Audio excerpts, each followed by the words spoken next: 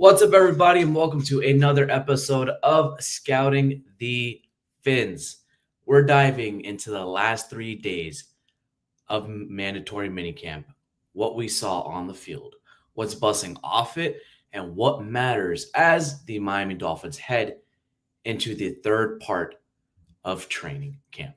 I'm joined by my co-host, Coach, and Eric. Gentlemen, how are we doing today?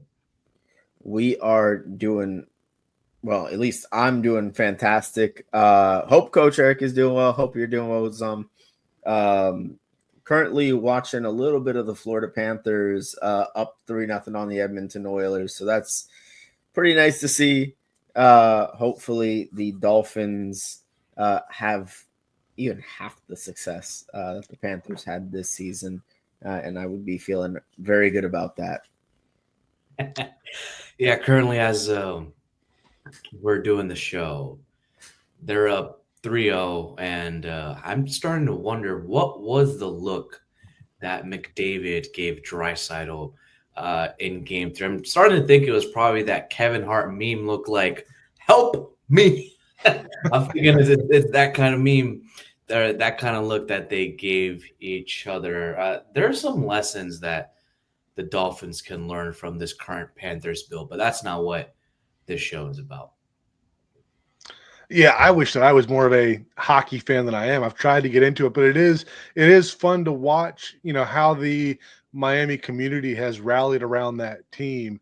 And, it's certainly something that I hope that we can see from a Dolphins perspective. So, sometime in the fairly near future. But like you said, today we're not necessarily talking about the Panthers. We're talking about the Dolphins and, some of the storylines along those OTAs. I think probably the best way to try to get through all of this, kind of a timely manner, is to kind of go through it by positions. When they starting with the quarterbacks, seemed like there was definitely some up and down performances. Seemed like the defense did a really good job against the quarterbacks overall. I think that, from what I have seen and read, looks like Tua obviously did really well. I think that of all the interceptions over the 3 days of minicamp, really the two that we got reporting on, there's only one interception thrown by Tua, and that was appeared to be a miscommunication. So that's definitely a good sign from the starting quarterback, and a lot of interesting quotes regarding the backups and the way that they are, kind of entering this system as a year one type thing versus Tua, who's now going into year 4 of it now. So what are your guys' thoughts on what you heard about the quarterbacks this week? Yeah, I think it's very hard not to hear some of what's going around with the quarterbacks and not kind of think back to where we were at about this time last year, where it just feels like there's so much uncertainty in the quarterback room behind Tua Tagovailoa. And it's one of those things where you brought in Zach Wilson seemingly because he presents more upside than what you had behind Tua last season, and I'm sure that he does. But you're also looking at a really low floor with that as well. Like, it could be every bit as bad as the quarterback situation was behind Tua last season at some points. So I think right now there's this kind of like bated breath that everyone's kind of waiting with to kind of see what it looks like behind Tua. And I think that as we get into the preseason, people are going to form their conclusions a little bit more thoroughly. But right now it is kind of like an apprehension. And I think that's real behind Tua at the moment. Yeah, I mean, fresh from minicamp, Tua, he initially spoke about his off-season hip rehab, saying that it's started to feel better around February. that he's got to focus on knowing when to give up on plays to avoid injuries. That kind of, I don't want to say ticked me off, but a little marker went off in my head. It's year 5 in the NFL.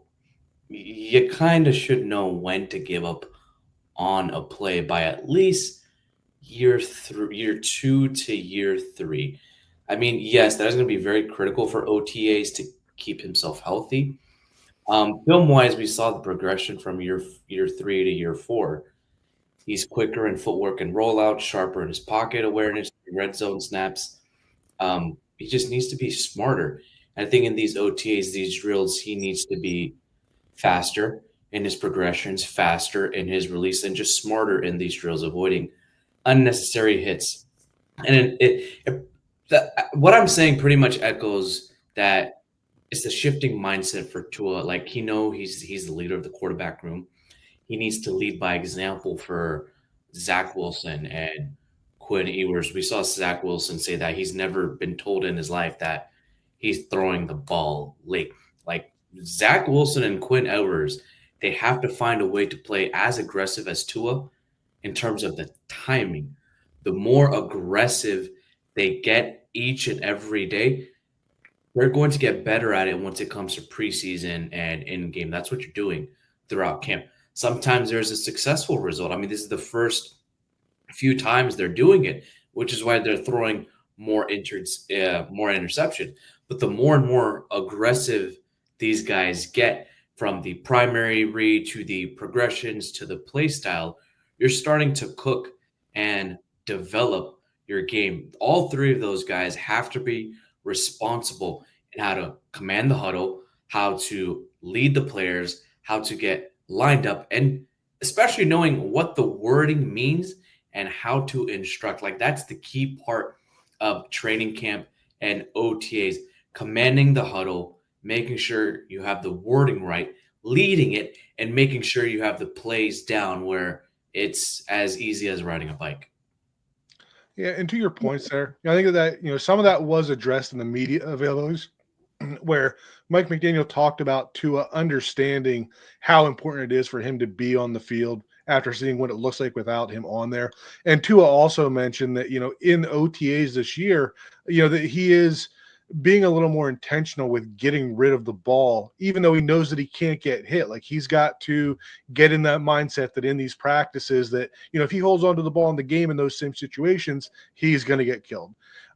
So as we, move on to the running backs, I don't feel like there was a whole lot of information from the running backs. I know that I think it was in yesterday's or Wednesday's minicamp that there was a red zone session where I think all 4 running backs caught a touchdown pass, which is an interesting note there. And Jalen Wright came up a few times. There was a lot of Mike McDaniel talking about how Jalen Wright is really taking on the theory that Mike McDaniel sees better than he hears, right? And so I think that was big, that it seemed like that Mike McDaniel talked about Jalen Wright a lot in that sense. What are you guys thinking coming out of camp with the running backs? Yeah, I think with the running back room, it's one of the position groups that has the potential to be genuinely the strongest position group on the team. If Jalen Wright, has it click for him, because obviously there was a reason why he was drafted by the team in the mid rounds in 2023 or in 2024.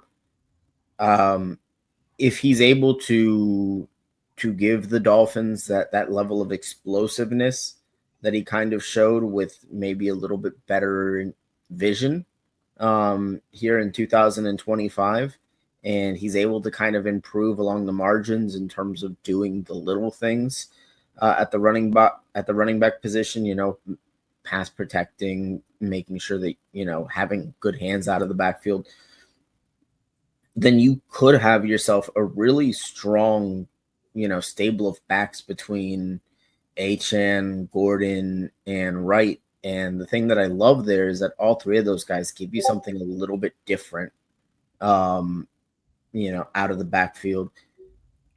And all three of those guys are younger guys out of the backfield. So I think it's a dynamic group that if Wright is taking that step and he's turning that corner, like I said, it's a room that I think you've got to be extremely bullish on, given that you've already got a guy, Nachan, who we know, he's a Pro Bowl caliber back. And then I think Ollie Gordon gives you in short yardage situations a lot of what you've been lacking. Wright can kind of be that, that insert for Mostert. I think that the team didn't have last year. Yeah, I think with the running backs, it's kind of a different group where you have a speed demon that can catch the ball really well. Then you have another speed demon that is very physical. And then you have a big back who can power through and break tackles and can also catch the ball out of the backfield. All three of those guys can do that. And that's where you kind of have to stretch the field, right? If Tyreek Hill and Jalen Waddle can't get going like they did last season, and who knows what ends up happening with Jonnu Smith, you might need that pony package where you have two or maybe even three running backs on the field. The thing with the running backs is that there is actually a whole lot on their plate that they may have to do. Like, it's not as just simple as running the ball and catching the ball. You have to work in conjunction with the offensive line, with the wide receivers, the tight ends, and tracking the ball with the quarterback. You have to focus on the techniques. You have to focus on the fundamentals. You have to make sure everything is across the board, that everyone has that communication. Jalen Wright learned what he learned in 2024, and he needs to build upon that in 2025. Like, what needs to happen to get better from 2024 to 2025 for Jalen Wright? Well, one thing was he wasn't on the field as much, and there are speculations and rumors as to why. So there needs to be, better learning, better way to show that you want the ball more, and also to make sure, you're doing the right thing on plays. You need to be very focused and make sure you're doing your job and you understand everyone else's job. You can't be hitting the wrong hole, or you can't be breaking out when you should be breaking in, like we saw with Devon Achane last year, even though he was a great focal point for the offense. But there were some misses from Devon Achane, which had us scratching our heads, which coincides with a decline of the explosiveness in the run game. So I think there needs to be a better way for Jalen Wright to learn and actually apply it in OTAs and training camps to get the most of his opportunities and show that on the field. Yeah, I agree. I think we'd be remiss. I didn't mention Alec Ingold earlier, and there was definitely some talk of him during the OTAs, and Mike McDaniel was talking about how he is very much a problem solver. And when asked a question about the decline of the running game when both Austin Jackson and Alec Ingold went out of the lineup, McDaniel really focused on Alec Ingold. So I think they still feel he is a very significant part of the offense. Now, as we go over to the receivers, obviously Tyreek Hill did not participate in any team drills. This was the first time that he has been catching passes. They did talk about how he has still been getting a lot of reps in terms of timing and, spots and that type of thing, but just not catching the passes yet. But he has participated in everything. Jalen Waddle has kind of been the star of the camp in a lot of ways. Seemed like he was getting behind defensive backs quite often. Mike McDaniel was talking about Jalen Waddle kind of being a tone setter at practice. If the defense starts to get into a lull, then he's the one that'll kind of call them out and challenge them. The other one that kind of caught my eyes in terms of stuff that we heard was Nick Westbrook A. I think he had several touchdown catches in the one OTA where they said he was, playing above the rim. And that's something that we have been missing in this offense. We're used to seeing the end zone fade to Tyreek Hill. And, if Westbrook Akine can continue to play that role, right, we've talked about how he should be able to impact the run game in the way, some ways that our smaller receivers have kind of gotten bullied in the past. But if he can do that and then also become a legitimate red zone weapon, I think he could be a really big pickup this year. Yeah, the interesting thing with the wide receiver room in general, number one, I think is, at least on paper, right? Because we haven't seen it in game just yet, but this is positioned to be probably the deepest group at wide receiver that the Dolphins have had in the McDaniel era, between Tyreek and Waddle and Nick Westbrook Akine and another guy who's looked pretty good at minicamp by all accounts, in Malik Washington, who kind of came on towards the tail end of last season. I think that you've got 4 really solid options there, and that's not even to mention, guys like Taj Washington and Andrew Armstrong, some of the other guys towards kind of the bottom end of the depth chart there for the Dolphins. It's a really interesting room. I do wonder a little bit about the things that Nick Westbrook Akine brings offensively in the pass game, specifically in the red zone. Not that you can't have both guys on the field at the same time, but I do want to ask you, Hussam, from the Dolphins' perspective, does adding a Nick Westbrook Akine, who can be the guy that goes up and makes those contested catches in the red zone, does that almost de-incentivize them from, at least a little bit, from engaging too heavily on these Jonnu Smith talks? Because I don't know necessarily if there's really room in the playbook or a lot of packages McDaniel would want to run where he's got both Jonnu and Westbrook Akine on the field in the red zone. I think there was a little bit of a hint from Mike McDaniel in the media presser earlier, where someone had asked him if having a pass catching tight end really benefits this offense. And I felt like as if that was a precursor to Jonnu. Obviously, they allowed him to seek any trades and explore any trades that he wants. I think it's more so being flexible in very different areas. Like, we know Westbrook Akine and Jonnu Smith are almost similar type of build, but I will say that Jonnu is much more lighter and faster than Westbrook Akine is. However, it can make Jonnu a bit more expendable just based off how the tight end play is in Miami. You have both of those guys that can be the F motion man in 11 personnel regardless. Like, you could have 4 wide receivers on there, and you could have Westbrook Akine play as a fake tight end automatically. There's very different things and very different ways to do it, and obviously he would be much cheaper than Jonnu. But that's a conversation for the front office, how they see this salary-wise and coaching-wise, because the plans for the offseason were made way in advance, even before the draft, and that just kind of throws a lot of things. Like, you change your entire offense during training camp. I mean, Coach, that might be a bit difficult and challenging to change it during training camp when you already have the drills, you have the installs, you have the playbook. Like, what are your thoughts on that? I mean, it's an interesting parallel in terms of their skills. I do think that they basically play the same position, right? We've talked about that second tight end or third wide receiver, being part of those F packages.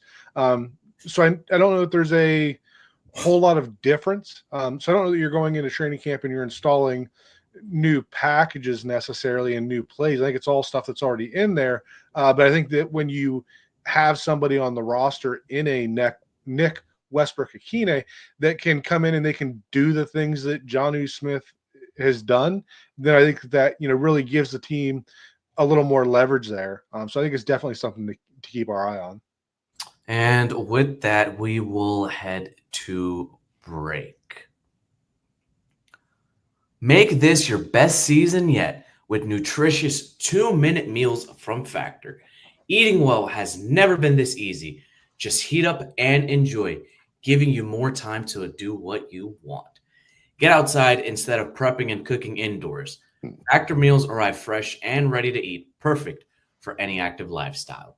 With 45 weekly menu options, you can pick gourmet meals that fit your goals. Choose from Calorie Smart, Protein Plus, Keto, and more. Factor powers your day with satisfying breakfasts, on-the-go lunches, premium dinners, and guilt-free snacks and desserts. It's easy to savor more this spring. Factor meals pack in the flavor with none of the fuss. Factor makes dinner much easier, and with their portions, can be a tool to get fit for the summer.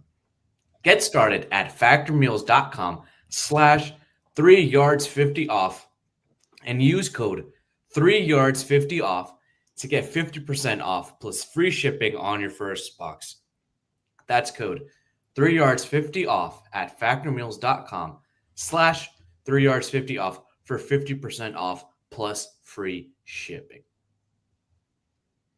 And we are back. The discussions of the wide receiver room is interesting because I think the true leader of that room and in the future is going to be Jalen Waddle, not Tyreek Hill, not Malik Washington, not Taj Washington, not Westbrook A. I found it very curious that Tua said it was the him and Tyreek show for the last 2 years. And I was doing a little bit of a data deep diving from the last 3 to 4 years, from 2021 to 2024, so the last 3 years.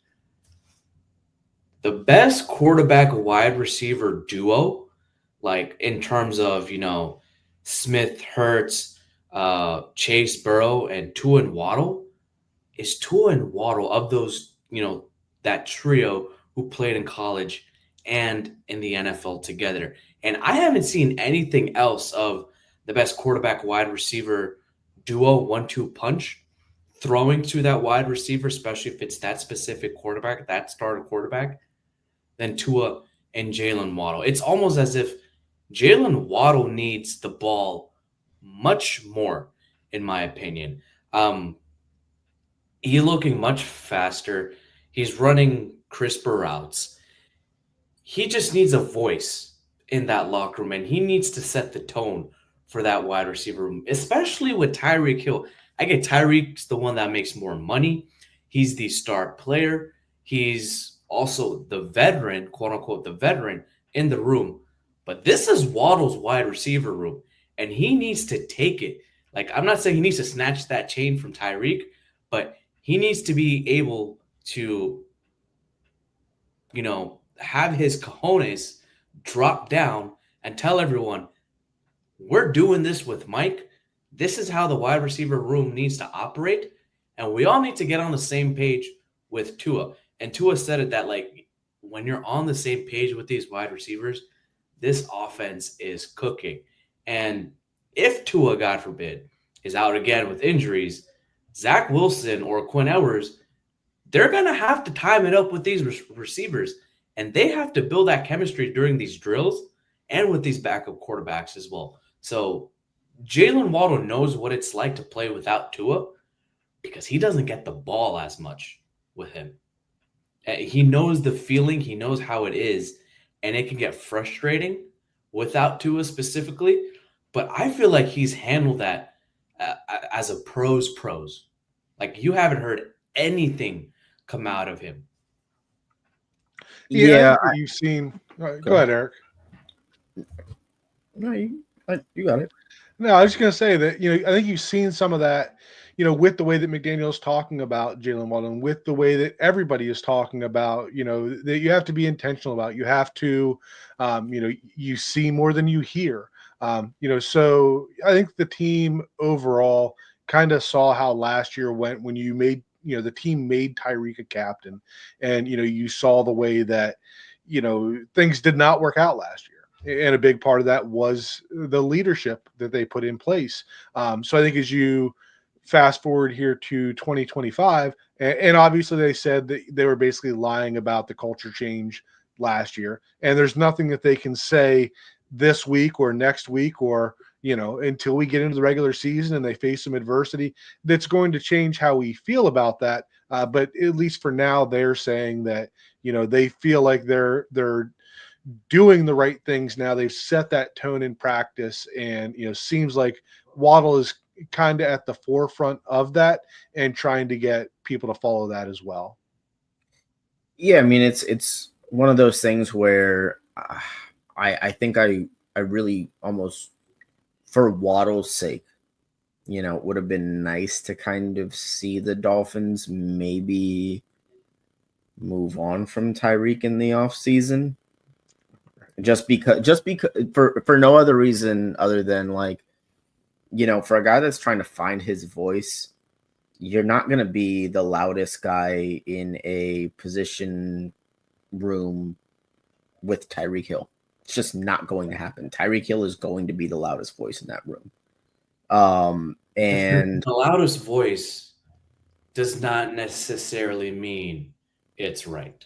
No, it doesn't. It doesn't. But I think we've seen, at least, in their time here, and I do wonder if maybe, that shift hasn't happened just yet, to where Jalen Waddle still might be a little deferential to Tyreek Hill as the veteran in the room, as the guy that was, that's kind of been there with him since year 2, that he's been, behind Tyreek. That's kind of all he's known to this point. I'm glad to hear that he is taking on more of that leadership role, but I do just wonder, because Jalen is, more of this softer spoken guy, that maybe there is a little bit still of that deference to Tyreek. But I do think that that's something that, that's a changing of the guard that needs to happen starting this season. I think that can also be the same thing said for the defense. We know that Jalen Phillips and Bradley Chubb weren't on the field as much last season, but there was one guy who most likely won't be on the Dolphins much longer, who many do speculate that he was a me first guy and not a team first guy in Jalen Ramsey. Now, look, when you want to change, or you want to be a team that has quote unquote culture, kind of like the Miami Heat do, it's the collection of people and each person having a role, sticking to that role, following it. Now, whether you're a leader, whether you're one of those glue guys, the defense has that across the board. But when you have a person who disrupts the culture, it can throw a lot of things off. Now, we know that players like Bradley Chubb, Jalen Phillips, Chop Robinson, Zach Sealer, those guys are Boy Scouts. They're coming into work. They're doing their job. They're not, doing things like Tyreek does, right? I'll just say it as that. They're coming in, they're communicating with Anthony Weaver. They're evaluating everything, taking that information, regurgitating it, and making sure on the front end and the back end, everyone is set score now, whether that's in team meetings, team dinners, and making sure the defense, they are ready and prepared. I listened to something, and I put it up on the 5 Reasons Sports account, of Anthony Weaver, just talking about players making plays and special moments and rising to the occasion. From what Anthony Weaver said, and this came from the Harbaugh Coaching Academy website, it's not about how special the players are, because everyone in the NFL, they're all special. They're there for a reason. They're all special athletes. They're all special players. But it's more so about practicing it during these drills, during the off season, and practicing with the purpose to get into those positions and knowing what to do. I feel like more so of that culture change has to do in team meetings, in practice, in drills. Because if that was done, then we would not have seen that 2024 result. And we should see a much better result, equivalent or even better in 2023, if this is the direction the team is going to. Yeah, I agree with that. And taking that to the offensive line, we heard Mike McDaniel talking about Aaron Brewer and the way that he's really taking that accountability going into his year two of being in this offense. Also talking about guys like Austin Jackson, that you can't just be satisfied with where you are. We heard James Daniels talking, and he sounds like he's really going to help to fill that leadership role that was, lost with Teron Armstead. But then, there was questions from Mike McDaniel or about, have teams figured out the offense. And he kind of went into an answer about how in, talking about Weaver in the second year of this defense, that now they're doing more coaching and the finer details. Talked about when you have something like missing tackles that you identify as an issue from the previous year, now in year two you have tape that you can go back there, and you talked about using a paintbrush to look at what you put on film last year to correct those issues. And then Mike McDaniel was talking about from a communication standpoint, you have your center is the communicator on that offensive line. You have your quarterback is obviously the main communicator on offense, and then you've got your middle linebacker, your Mike linebacker on defense, that is the key communicator. And they talked about the secondary with the communication there. They talked about, especially with the safeties, if they're not locked into two specific safeties, that they've been rotating them through. And a big part of that is to make sure that the communication from one set of safeties to the next and everybody else on the defense all works together. So yeah, I think that there's a lot to be said about the ability of these guys getting comfortable and being able to take ownership of it. And like you said with that Weaver quote, Hassam, the the pace of practice, right? If you're practicing at a high pace and you're preparing to be in those moments, right, then you're not rising to the occasion. You are, playing to how you practice. So I think that was a very interesting point there, and one that we've kind of talked about with the offense there. That when you're picking up pace in practice, you're always practicing with a high intensity of focus on details. Then when you get into the games and you have those moments, it's not playing above your head, it's playing to that standard that you created in practice. Yeah, I think that that's absolutely true. And I do just want to take just a portion of your answer to gush on a position group that I've really kind of liked what I've heard and seen throughout the 3 days, and that is just reading what I've read over the last handful of days here. The linebacker group looks like it might actually be maybe the most improved position group of the offseason. I think when you take a look at the depth at that spot, I think Willie Gay and KJ Britt may end up being some really, really solid additions to that room.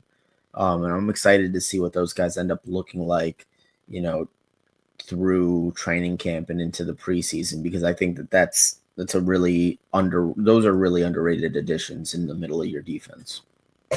And I don't remember who said it, but talking about the linebackers, and somebody was talking about leaders on the team, and I found it interesting that Tyrell Dodson was one that came up as being listed by one of the players. Might have been Bradley Chubb. Like I said, I don't remember, but there was somebody when talking about leaders. Tyrell Dodson came up as a name there, and found that to be interesting with him only being here for less than a year.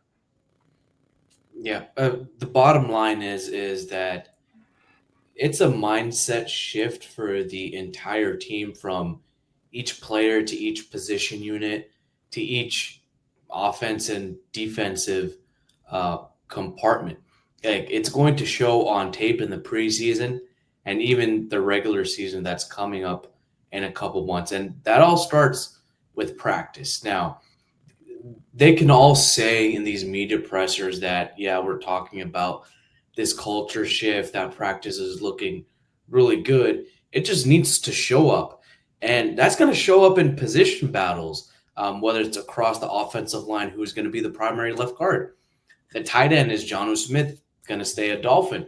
Is Tanner Connor going to take his place? Who's going to be the second and third CB? Is it going to be Storm Duck? Is Cam Smith finally not going to be not injured? Who's going to be the second and third running back and wide receiver? Who's going to step up to be the third and fourth guy? It's going to be a lot of competition. The leadership styles, the dogs are going to show up. It also sounds like Anthony Weaver's scheme is evolving a little bit more to be very position friendly and plug and play.